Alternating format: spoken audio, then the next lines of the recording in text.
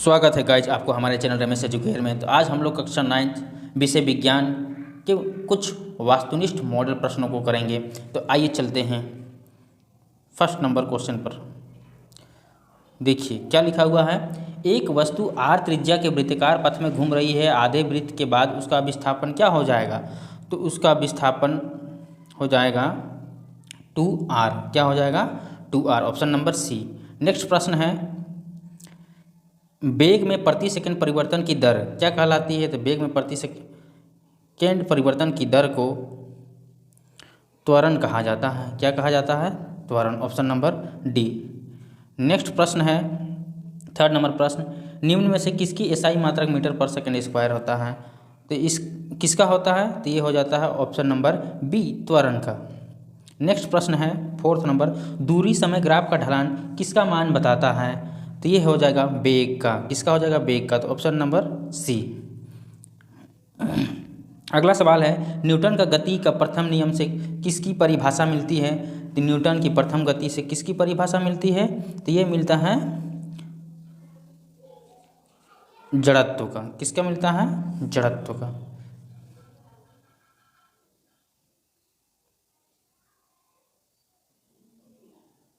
जड़त्व का नियम कहते हैं। क्या कहते हैं मेरे दोस्त? इसको बोला जाता है जड़त्व का नियम। अगला सवाल है, किसी पिंड का जड़त्व निर्भर करता है। तो किसी पिंड का जड़त्व निर्भर करता है किस में? वस्तु के द्रव्यमान पर निर्भर करता है। किसमें? वस्तु के द्रव्यमान पर।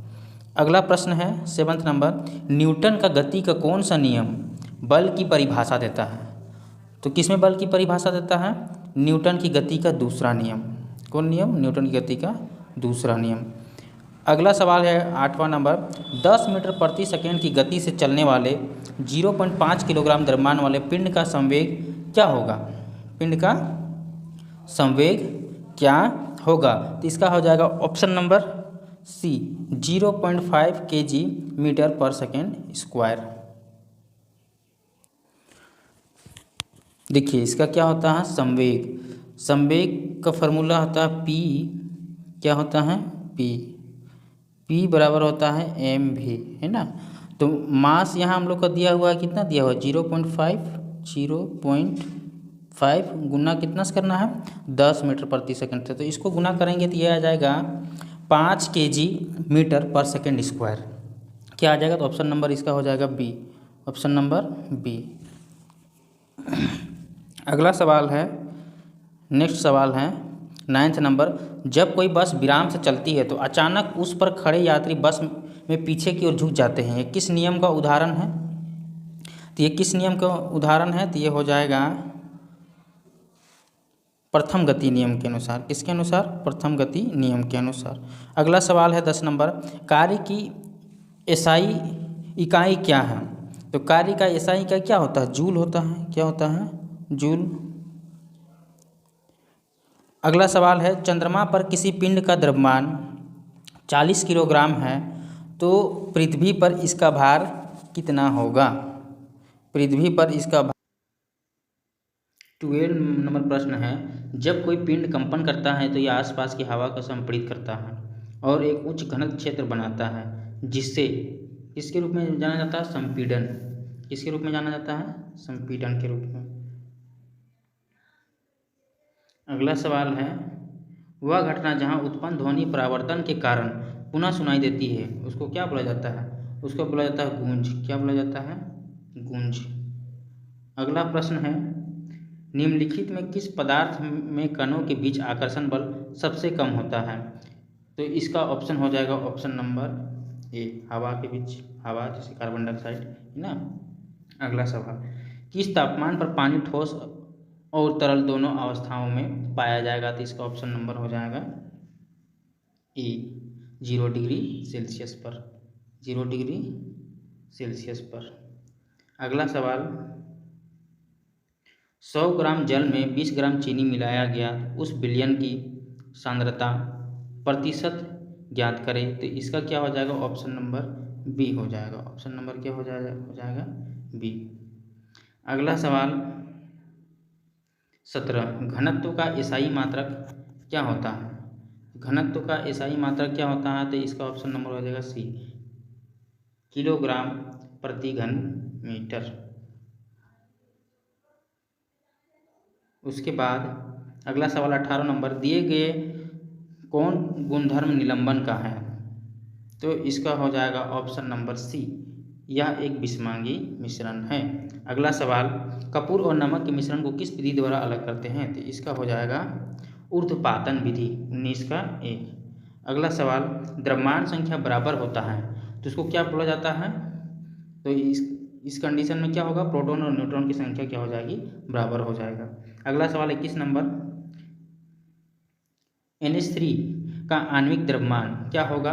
तो इसका आंसर हो जाएगा 17, क्या हो जाएगा 17 U। अगला सवाल है, स्थिर अनुपात का नियम या निश्चित अनुपात का नियम क्या है? तो इसका आंसर हो जाएगा, रासायनिक पदार्थ में तत्व हमेशा द्रव्यमान के अनुसार निश्चित अनुपात में मौजूद होते हैं। अगला सवाल है, निम्नलिखित में कौन 36 ग्राम जल का सही प्रतिनिधित्व करता है? इसका ऑप्शन नंबर हो जाएगा ए, 2 मोल, क्या हो जाएगा 2 मोल जल।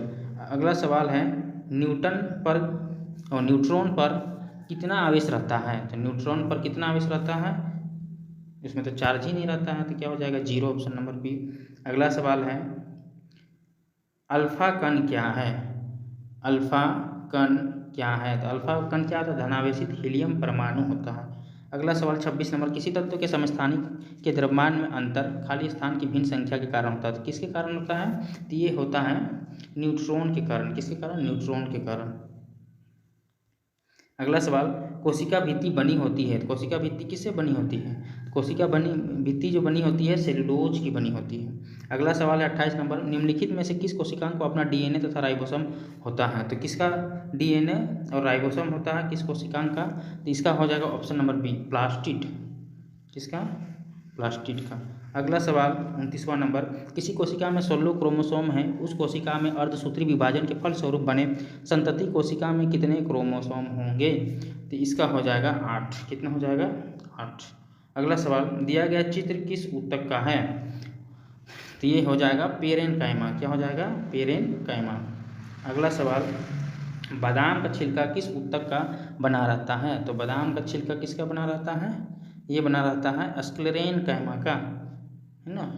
अगला सवाल, मांसपेशियों को अस्थियों से जोड़ने वाले संयोजी ऊतक को क्या बोलते हैं? तो इसको क्या बोला जाता है? इसको बोला जाता है कांड्रा। क्या बोला जाता है? कांड्रा। अगला सवाल, जीवों के वर्गीकरण के लिए सर्वाधिक मूलभूत लक्षण क्या होता है? तो इसका हो जाएगा ऑप्शन नंबर बी, इसके बाद उनकी कोशिका संरचना। अगला सवाल है, नील हरित शैवाल किस वर्ग में आते हैं? तो नील हरित शैवाल किसके अंतर्गत आते हैं? ये आता है मोनेरा के अंतर्गत। अगला सवाल, जंतु जगत का सबसे बड़ा संघ कौन होता है? तो ये तो आर्थ्रोपोडा है। जंतु जगत का सबसे बड़ा संघ क्या है? आर्थ्रोपोडा। अगला सवाल है, दिए गए कौन से रोग वायरस से होते हैं? तो कौन सा रोग वायरस से होता है? तो ये होता है कोरोना, जो हाल फिलहाल आया था कोरोना। अगला सवाल, संक्रामक रोग के उदाहरण बताना है। इसका हो जाएगा ऑप्शन नंबर सी, क्षय रोग। क्या हो जाएगा? क्षय रोग। अगला सवाल, ग्रीन हाउस गैस है, कौन है? कार्बन डाइऑक्साइड, जो क्या होता है? ग्रीन हाउस गैस होता है। अगला सवाल, दिए गए पोषक पदार्थ में पौधे के लिए कौन बृहद पोषक पदार्थ है? तो पेड़ पौधे के लिए पोषक पदार्थ कौन होता है? तो ये होता है नाइट्रोजन। अगला सवाल, वायुमंडल में पाए जाने वाले ऑक्सीजन के विषैली अणु को क्या बोलते हैं? सबसे विषैला जो अणु रहता है इसको क्या बोला जाता है? ओजोन। क्या बोला जाता है?